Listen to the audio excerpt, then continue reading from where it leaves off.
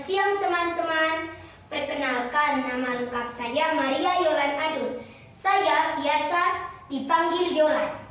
Saya berasal dari STK Kumba 2 Ruteng, Kabupaten Manggarai, Provinsi Nusa Tenggara Timur. Kali ini saya akan membawakan sebuah cerita rakyat yang berjudul Vula Bepa. Cerita ini berasal dari Sumba Barat. Ayo, siapa yang penasaran sama ceritanya? Ayo kita simak bersama-sama. Vula Bepa. Alkisah di tanah Brambaja, Kalibatu dulu. Hiduplah sepasang suami istri yang bernama Vula Bepa dan Landung Bana. Keluarga kecil ini dikaruniai 2 orang anak perempuan. Yang sulung bernama Yakudanga dan yang bungsu bernama Kasileba. Namun kehendak dewata tak bisa ditolak.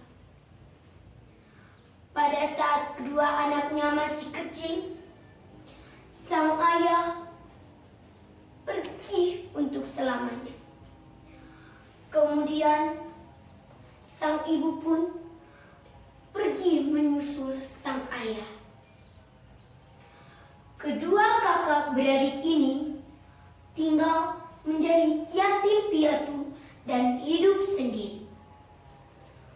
Untuk memenuhi kebutuhan sehari-hari, mereka harus bekerja dengan keras. Pada suatu saat, kelaparan menimpa wilayah Sumba, termasuk tanah Brambaja. Untuk bisa memenuhi kebutuhan sehari-hari, Yakudanga dan Kasileba harus pergi ke hutan untuk mencari ubi. Ubi atau ubi hutan bila dikonsumsi secara langsung akan menyebabkan keracunan. Oleh sebab itu, ubi harus diolah terlebih dahulu sebelum dikonsumsi. Pertama-tama, ubi harus diiris kecil-kecil, lalu dijemur hingga kering betul. Setelah itu, ubi direndam di sungai kurang lebih 2 hari. Itu baru ubi bisa dikonsumsi. Dan kegiatan itu mereka melakukannya setiap hari. Pada suatu hari, si Yakudanga pergi ke hutan untuk mencari ubi. Sedangkan si Kasileba di rumah membantu kakaknya Yakudanga mengiris ubi lalu dijemur. Kemudian pada saat Yakudanga sedang mengiris ubi, ia sangat terkejut karena melihat kedatangan raksasa. Lalu Yakudanga pun lari lalu bersembunyi. Tetapi pada saat itu raksasa itu sangat gembira karena melihat Kaba atau Kaba bisa dimakan.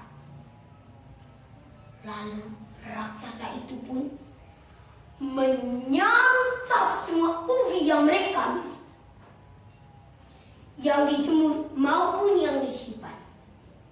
Setelah raksasa itu menyantap semua ubi yang mereka miliki, ia pun bergegas pergi meninggalkan tempat tinggal Yakudanga dan Kasileba.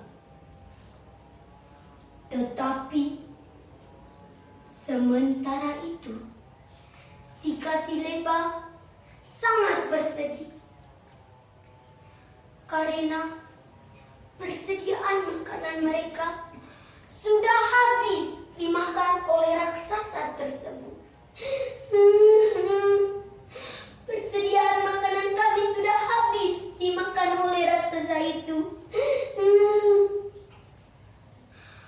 Kemudian kejadian itu menimbulkan malapetaka bagi si Kasileba. Pada saat si Yakudanga pulang dari hutan mencari ubi, si Kasileba pun menceritakan kepada sang kakak atas kedatangan raksasa tersebut. Namun sayang, si Yakudanga sama sekali tidak mempercayai perkataan sang adik. Lalu si Yakudanga pun memukul-mukul si Kasileba karena ia berpikir bahwa si Kasileba tidak bisa diandalkan untuk menjaga makanan yang sedang mereka usahakan. Dan kejadian itu berlangsung setiap hari. Pada suatu hari, si Yakudanga duduk sambil berpikir,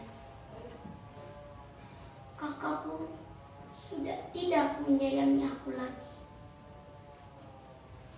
Kemudian sesudah berpikir demikian, si Yakudanga sangat ingin untuk pergi ke pekuburan sang ibu atau pergi ke tempat tinggal kediaman sang ibu. Beberapa hari kemudian, si Yakudanga pun si Kasileba pun pergi menyusuri tempat tinggal kediaman sang ibu atau pergi ke pekuburan. Sesampainya di sana, ia pun menceritakan kepada sang ibu segala peristiwa yang dialaminya selama ini. Ibu, kakak sudah tidak menyayangi aku lagi dan ia sering memukul-mukul aku. Mendengar perkataan sang putrinya, tiba-tiba kuburan sang ibu terbuka. Lalu si Kasileba pun melanjutkan ceritanya kepada sang ibu. Kemudian mendengar cerita sang putrinya, sang ibu merasa sangat sedih. Kemudian sang ibu pun menyuruh si Kasileba untuk pergi menyusuri Danau Kalita. Sebelum anaknya bergegas pergi, sang ibu berkata, "Nak, jika engkau sampai di sana, petiklah satu buah sukun yang tidak terlalu muda dan juga tidak boleh terlalu tua. Lalu buah sukun itu engkau belah menjadi dua bagian. Yang di bagian atas engkau simpan di dalam sarung. Kemudian yang di bagian bawah engkau bawa masuk ke dalam danau." Mendengar perkataan sang ibu, si Kasileba pun pergi menyusuri Danau Kalita. Sesampainya di sana, ia pun memetik satu buah sukun. Lalu ia pun membelahnya menjadi dua bagian. Yang di bagian atas ia simpan di dalam sarungnya. Kemudian yang di bagian bawah ia bawa masuk ke dalam danau.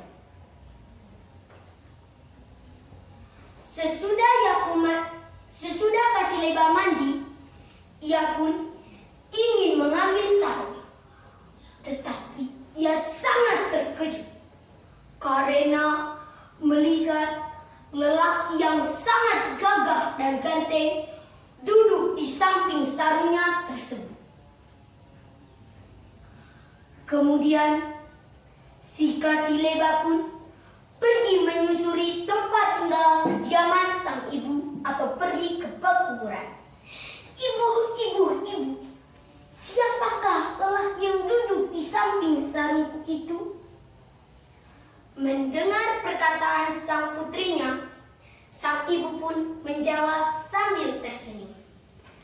Nah, itu adalah lelaki yang akan menjadi pendamping hidupmu. Terimalah dia. Mendengar perkataan sang ibu, si Kasilepa sangat gembira.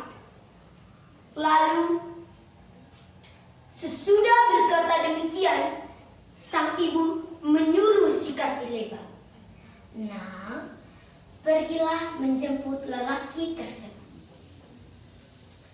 Kemudian, si Kasilepa pun pergi menjemput lelaki itu dengan rasa yang sangat gembira.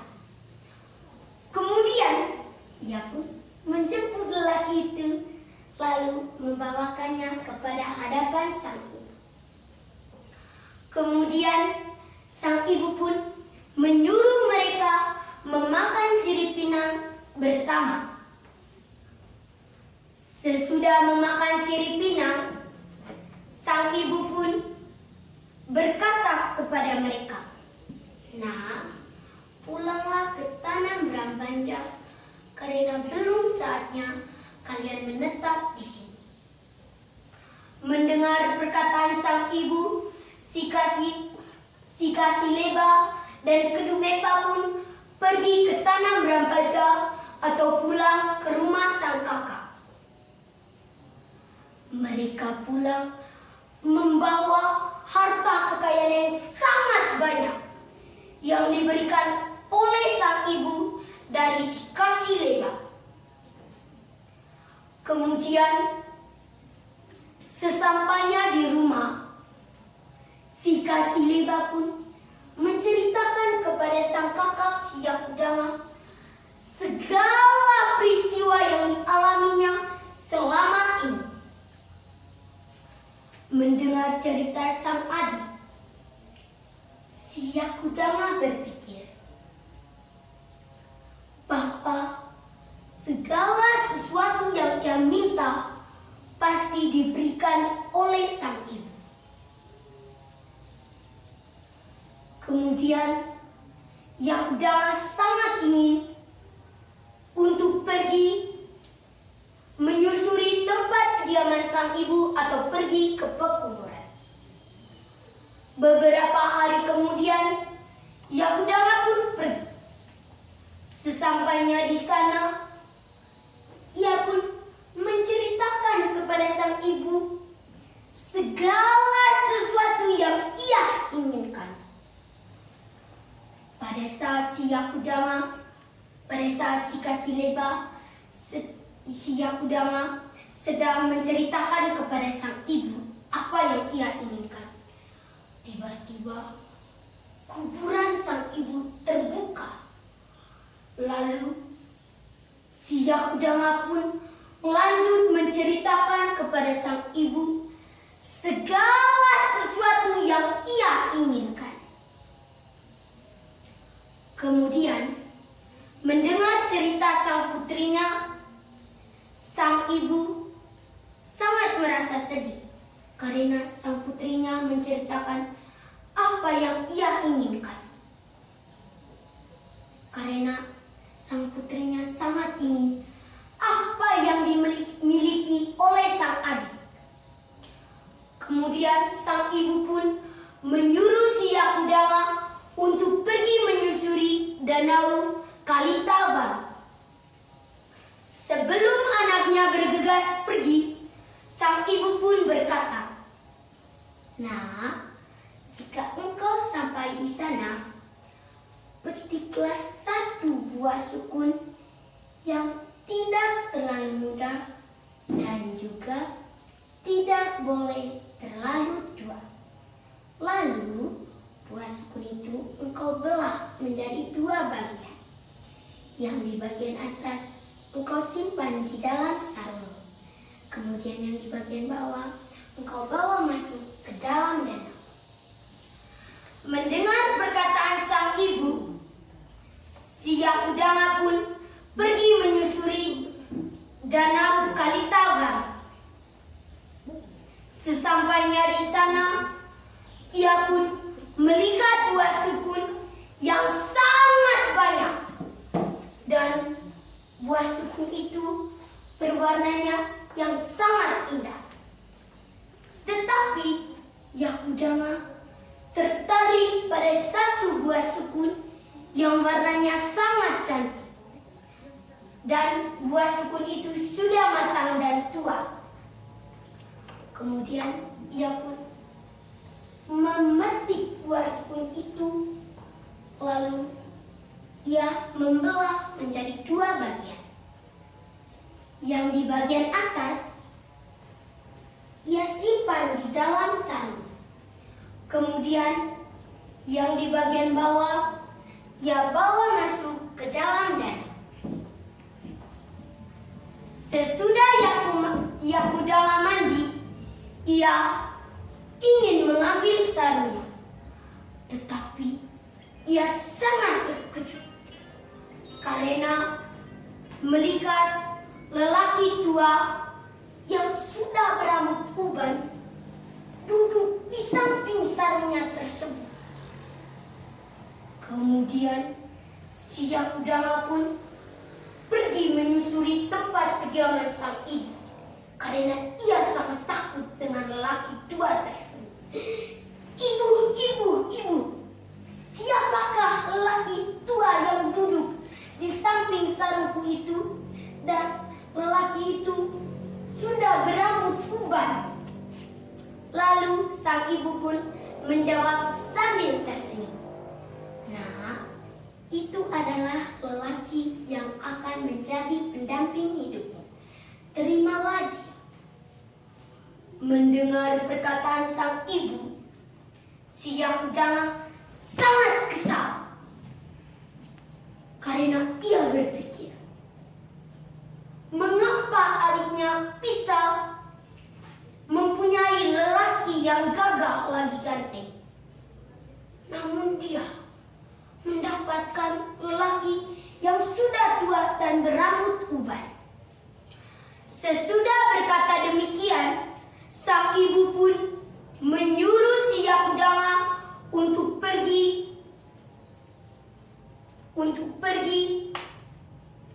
membawa lelaki itu ke hadapan sang ibu.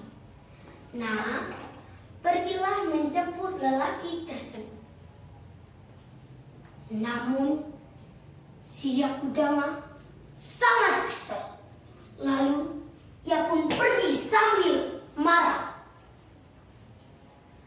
Kemudian ia pun menjemput lelaki itu, lalu membawakannya kepada hadapan sang ibu.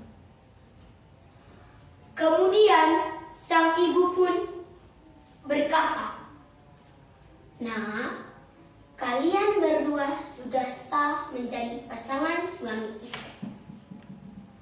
Mendengar perkataan sang ibu, si Yakudama sangat kesal. Kemudian sesudah berkata demikian, sang ibu menyuruh mereka untuk pulang ke tanah Brambanja. Nah, pulanglah ke tanah Brambanja karena belum saatnya kalian menetap di sini. Mendengar perkataan sang ibu, si Yakudama dan suaminya pun pulang ke rumah. Kemudian di tengah perjalanan menuju rumah, si Yakudama sangat tidak suka dengan lelaki tersebut. Kemudian ia pun diam-diam membunuh lelaki tua tersebut. Lalu ia pun pulang sendirian. Di tengah perjalanan menuju rumah, Yakudama diterkam oleh hewan buas. Kemudian si Yakudama pun meninggal dunia di tempat itu juga. Berita kematian si Yakudama telah sampai kepada sang adik si Kasih Lebam. dan suami sang adik si Kedubepa berinisiatif untuk menguburkan sang kakak dengan upacara adat. Sekian dan terima kasih.